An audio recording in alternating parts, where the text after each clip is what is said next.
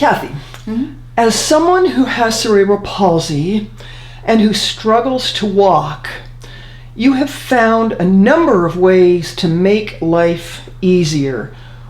Tell us about that. Well, one way that I've chosen to make life easier is to choose to move.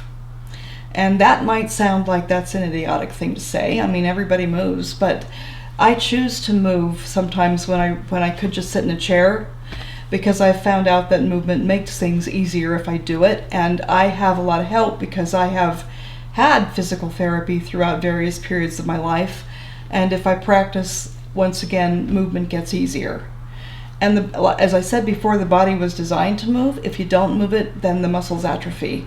And it gets much harder than it ordinarily would be.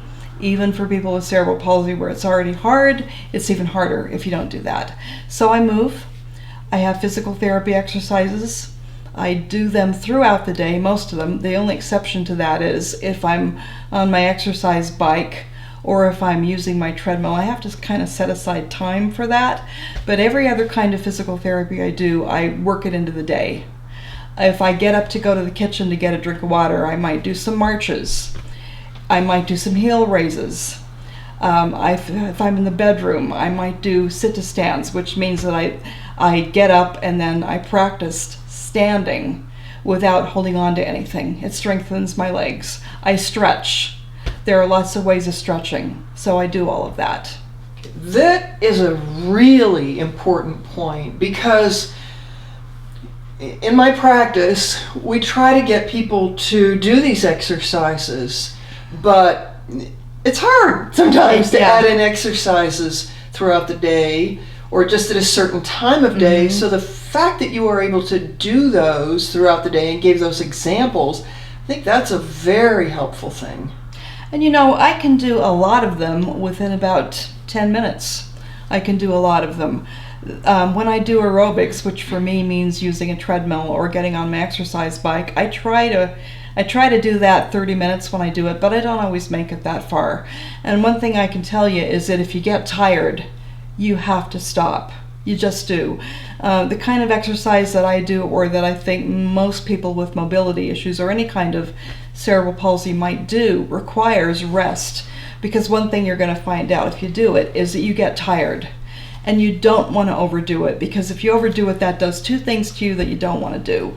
The first thing it does is it makes it harder when you're tired, so you're less likely to want to exercise tomorrow. And if you wear your body down, even if you do want to do it tomorrow, you might not be able to, because your body is too tired to do it. So that's another reason to do it throughout the day, because you must rest. I so agree with that. I think alternating periods of movement and exercise with those periods of rest is really the best way to do this. And it's better if you rest doing something fun. Maybe you can watch a half-hour sitcom that you like. Or maybe you can pick up a book and read the last part of a chapter you started on. So the rest period is not just sitting around thinking, well, when am I going to move again? But you're doing something nice. And then when you feel that you've got a little more energy and you can do it again, and the time that you're going to know that varies. It could be 10 minutes, it could be half an hour, it could be 2 hours. But get up and move again. That's great. Thank you.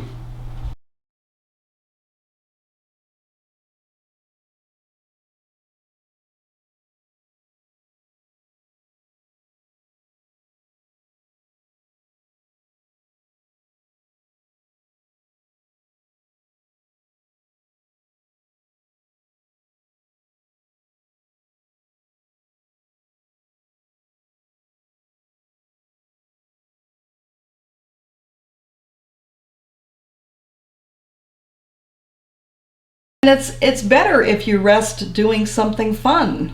Maybe you can watch a half-hour sitcom that you like.